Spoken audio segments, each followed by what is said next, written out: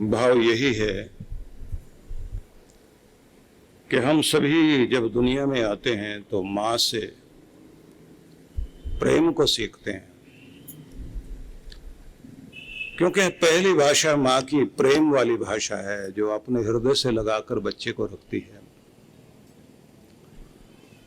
और अपने इशारों से, अपनी बातों से अपने हृदय का प्रेम अपने बच्चे के हृदय में उड़ेलती है।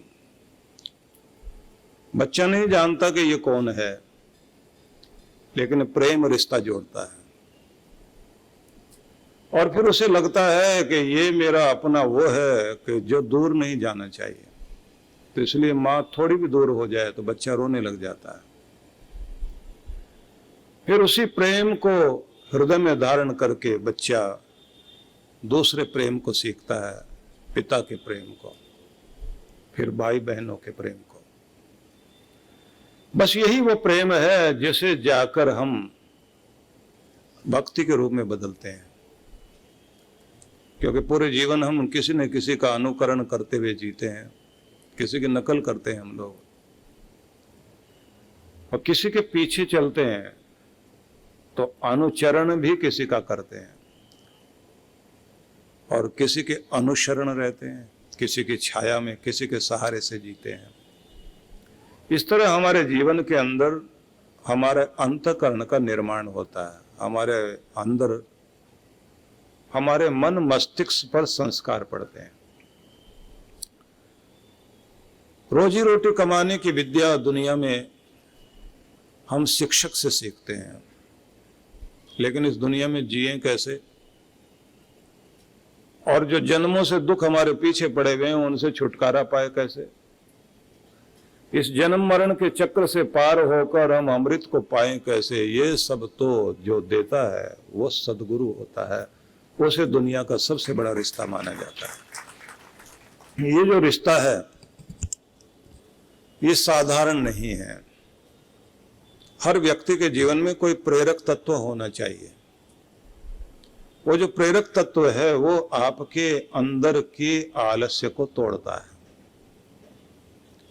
वो आपको राक्षस होने से बचाता है, पशु होने से बचाता है।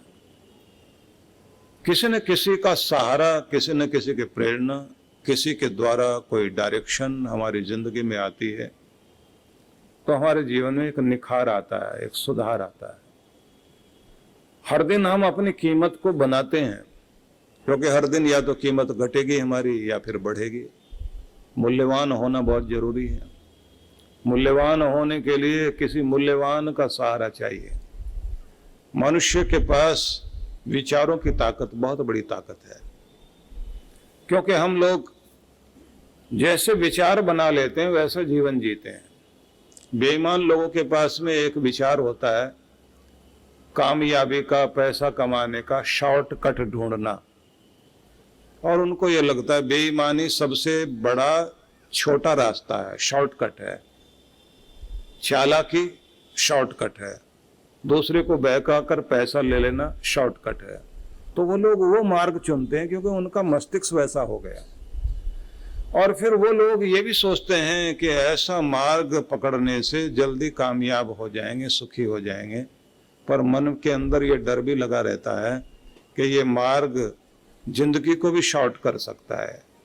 ये इतना छोटा मार्ग पकड़ने से जिंदगी भी छोटी पड़ सकती है, खत्म हो सकती है। तो वो लोग होमवर्क बहुत अच्छा करते हैं। बेईमान आदमी का होमवर्क बहुत अच्छा होता है।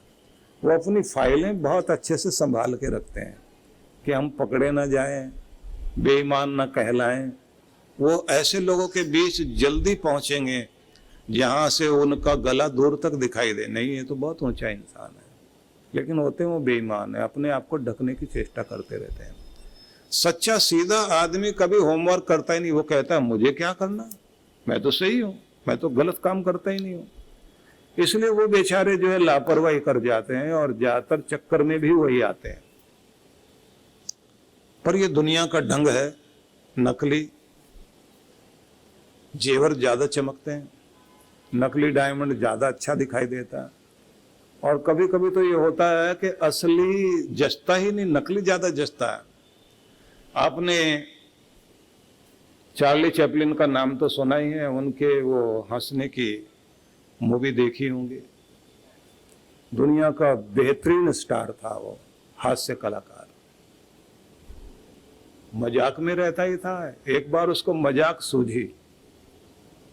इंग्लैंड में एक जगह एक आयोजन हुआ जिसमें चार्ली चैपलिन का अभिनय करने के लिए बड़े बड़े अभिनेता आए।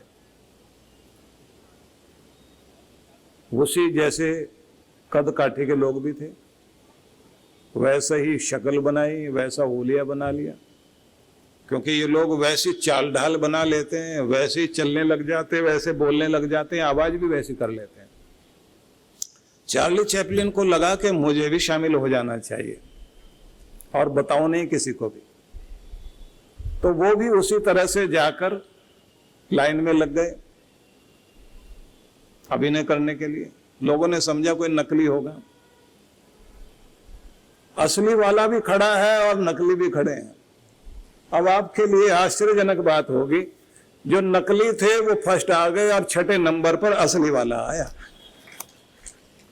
ये बहुत मजे की बात है। असली वाला छठे नंबर पर और नकली जीत गए। बाद में उसने अपना परिचय दिया कि असली मैं ही हूं।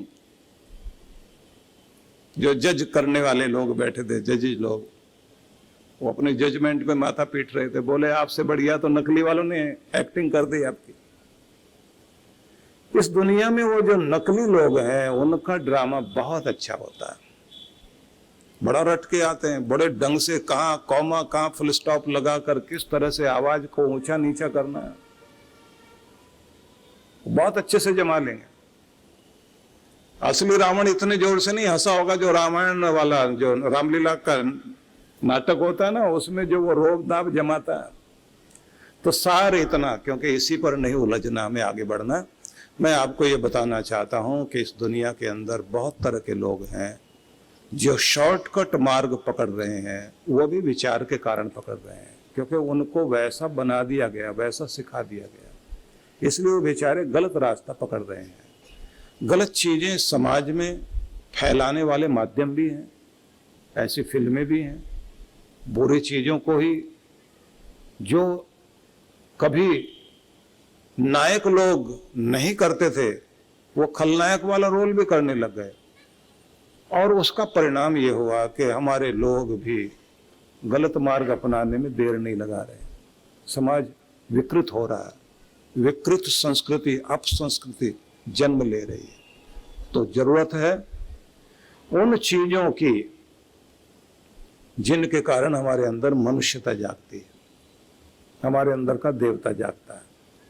ये जिम्मेदारी दी गई, या तो कहते हैं माता पिता की जिम्मेदारी है, या फिर सदगुरु की जिम्मेदारी है कि वो अपना कार्य पूरा करे, और शिष्य का कर्तव्य है वो अपने गुरु के प्रति अपना ध्यान, अपना भाव बनाए रखे, और जो गुरु दे उसे हृदय में धारण करें। गुरु जब सिखाता है, ध्यान कीजिए, मुकद्दर का सिकंदर हम सब लोग बोलते हैं। अलेक्जेंडर सिकंदर जब अपने गुरु के पास बैठा था तो उसने जो 5 शिक्षाएं दी थी सिकंदर को, आगे बढ़ने की बात तो कही, लेकिन एक पंक्ति बड़ी अद्भुत कही थी। उसने ये कहा था कि आज की उपलब्धि में संतुष्ट रहो और उसका आनंद लो। आज तक जो आपको मिल गया उसमें संतुष्ट तृप्त होकर उसका आनंद लो, लेकिन आगे बढ़ने का मार्ग जहां तक दिखाई दे पूरी ताकत और पूरे जोश और पूरी योग्यता से आगे बढ़ते चले जाओ, जिससे आसमान को छुआ जा सके। अब सिकंदर को एक बात तो याद रह गई, जहां तक मार्ग दिखाई दे बढ़ते चले जाओ, पर इसको भूल गया कि आज की उपलब्धि का आनंद लेकर उसमें आनंदित हो। और ये हम भी सब भूले बैठे हैं। आगे बढ़ने का, जंप लगाने का मौका दिखाई देता है तो हम सब जंप लगाने को तैयार हैं, लेकिन आज तक जो भगवान ने हमको दिया उसकी आज में अगर खुशी मनाए तो हमारी जिंदगी खुशियों से भरपूर हो जाए, इसको पकड़ना भी बहुत जरूरी है। जितना दिया, जैसा दिया, जिस तरह का दिया भगवान ने हमारे पास, जो कुछ भी है उसमें आनंदित होना सीखिए, तृप्त होना सीखिए। और जब आप तृप्त होते हैं तो धन्यवाद करना शुरू करते हैं। जब आप धन्यवाद करते हुए जीते हैं तो ये ध्यान रखिए, जैसे जैसे हम लोग अपनी उपलब्धियों पर, जो कुछ भगवान ने दिया उसमें संतुष्ट होकर धन्यवादी बनते हैं, शुक्र मनाते भगवान का, तो आपके हृदय से खुशी जागती है। और जैसे आप शिकायती बन जाते हैं, आपके जीवन में पीड़ा शुरू हो जाती है। ज्यादातर लोगों के जीवन में पीड़ा इसी कारण है कि जो हमारे पास है उसको तो हम इग्नोर करते हैं, जो नहीं है उस पर हमारा ध्यान अटका रहता है। इसलिए हम लोग की एक गलती ये भी चलती है कि पूरी जिंदगी अपनों को इग्नोर करने में बीतती है और परायों को इम्प्रेस करने में बीतने लगती है। परायों को हम इम्प्रेस कर रहे हैं, वो अपने बन जाएं, और जो अपने हैं उन्हें इग्नोर कर रहे हैं। तो अपनों को अपना नहीं बना पा रहे हैं, उनको हम लोग इग्नोर करने में लग गए। ये तो हमारे हैं ही, इनको क्या कहना। दूसरों को प्रभावित करो तो ना तो जो अपने हैं वो अपने रहते हैं, और जो पराये हैं वो अपने नहीं बन पाते।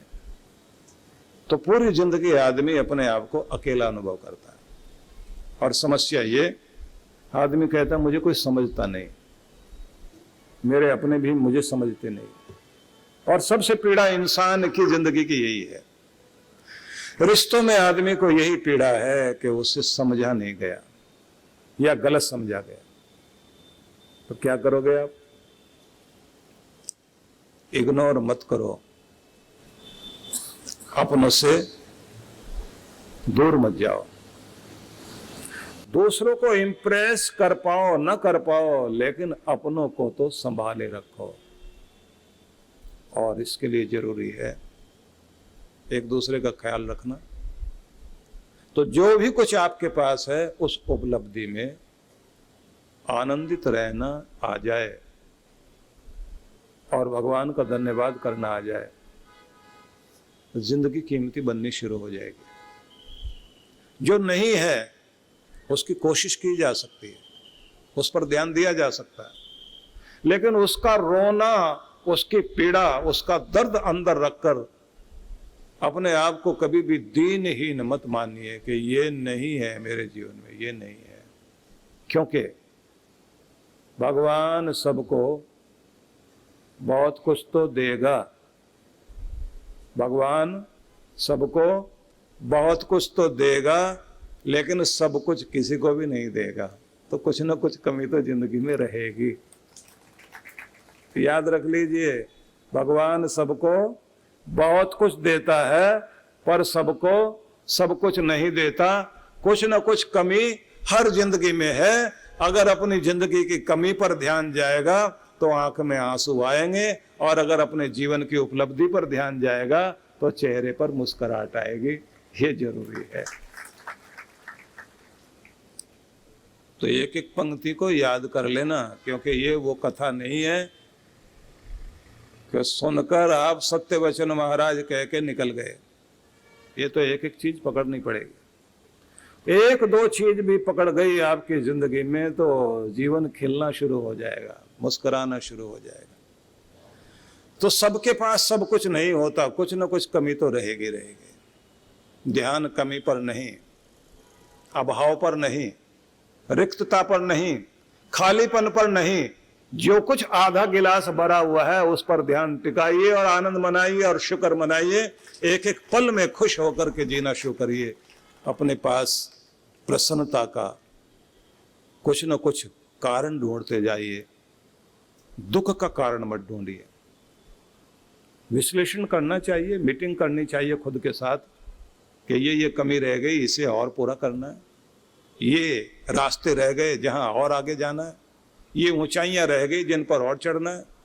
वो सब कुछ आप सोचिए, लेकिन उसके लिए दुखी होकर माथा पकड़कर खुद को कोसते रहना, किस्मत को कोसते रहना, इससे बचना होगा। तो आज का संदेश भगवान श्री कृष्ण का आपको सुनाना चाहता हूं। भगवान ने आगे फिर समझाया, जब अर्जुन ने ये जानना चाहा कि उनके विषय में आप बताएं, जो परमात्मा के हो जाते हैं और उसके ध्यान में आनंद मग्न होने के बाद जिनकी बुद्धि स्थिर प्रज्ञ जो हो जाते हैं, कैसे बैठते हैं, कैसे उठते हैं, कैसे चलते हैं, तो उनकी पहचान भगवान श्री कृष्ण बता रहे हैं। कह रहे हैं, दुखेषु अनुद्विग्न मनः सुखेषु विगत स्पृह वीतराग भय क्रोध स्थित धीर मुनिरुच्यते। दुखों में जो उद्विग्न नहीं होते, बेचैन नहीं होते, व्याकुलता जिनके जीवन में किसी दुख के कारण नहीं आती, बेचैन नहीं हो जाते। सुखेषु विगत स्पृह, और सुख पाने के बाद उसके लिए उतने व्याकुल तृष्णा से नहीं भर जाते कि ये तो और मिलना चाहिए, कुछ भी करूं, और इसमें कोई बाधा डाले तो उसको देखते गुस्सा आने लग जाए, उसे दुश्मन मान ले आदमी, कि सुख तृष्णा न भर दे और दुख व्याकुलता न भर दे। कृष्ण आगे फिर कहते हैं, वीतराग, बीत गया है जिसका राग, आसक्ति, अटैचमेंट। कोई चीज इतनी ज्यादा आपसे न चिपट जाए कि उस चीज के बिना जिया ना जाए, मतलब किसी भी वस्तु में तुम्हारे प्राण ना बस जाए, न धन में, न मकान में, न जमीन में, न जायदाद में। कोई वस्तु कितनी भी कीमती क्यों ना हो, लेकिन आपसे कीमती दुनिया में कुछ भी नहीं है। इसलिए अपने प्राणों को इन चीजों में मत बसाओ। वो कहानी याद है ना कि राक्षस के प्राण तोते में थे और तोता पिंजरे में था, तो पिंजरा हिलाया, राक्षस हिलने लग गया। कहानी याद है सबको, बचपन में सुनाई जाती थी।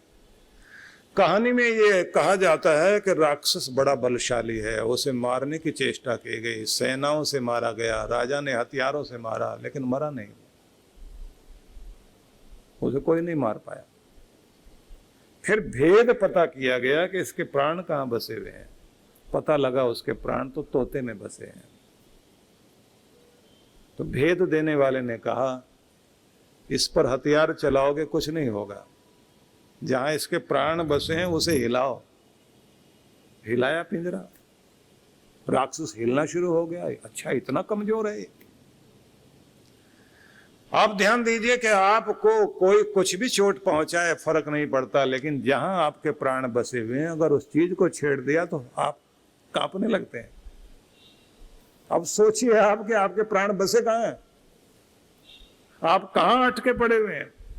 जीवन यानी निरंतर दौड़ भाग, तनाव, शारीरिक व मानसिक थकान। कुछ सुकून के पल हम सबको चाहिए, ऐसा सुकून जो हमें ताकत, स्फूर्ति और आंतरिक शांति से भर दे। ध्यान यानी मेडिटेशन एक ऐसा माध्यम है जिसके द्वारा मन को चैन, शांति और सुकून मिलता है। और अगर ये ध्यान प्रकृति की गोद में किसी सुरम्य और शीतल स्थान पर हो तो क्या कहने। आइए परम पूज्य सुधांशु जी महाराज और आदरणीय डॉक्टर अर्चिका दीदी के शुभ नेतृत्व में सीखें ध्यान की कुछ अद्भुत विधियां, जो न सिर्फ शरीर को शक्ति प्रदान करेंगी बल्कि आंतरिक शांति से भर देंगी। एक सुंदर अवसर है 5 दिवसीय ध्यान शिविरों में भाग लेने का और साथ ही लघु चंद्रायण तप में भाग लेने का। इन शिविरों की अनूठी बात है कि इसमें प्रमुख ध्यान की विधियां तो होंगी ही, जैसे प्राणायाम, स्वास्थ्यप्रद ध्यान, कुंडलिनी ध्यान, चक्र ध्यान, पिरामिड ध्यान, पंचकर्मा, विभिन्न यौगिक क्रियाएं इत्यादि। साथ ही साधकों को मंगल यात्रा, पूर्णिमा दर्शन, यज्ञ, धन्वंतरये नमः। प्राकृतिक चिकित्सा के साथ साथ दर्शनीय स्थलों के भ्रमण का भी अवसर मिलेगा। सबसे खास बात यह है कि साधक मनाली के एक अत्यंत खूबसूरत रिजॉर्ट में निवास करते हुए इन सब कार्यक्रमों में हिस्सा ले सकते हैं।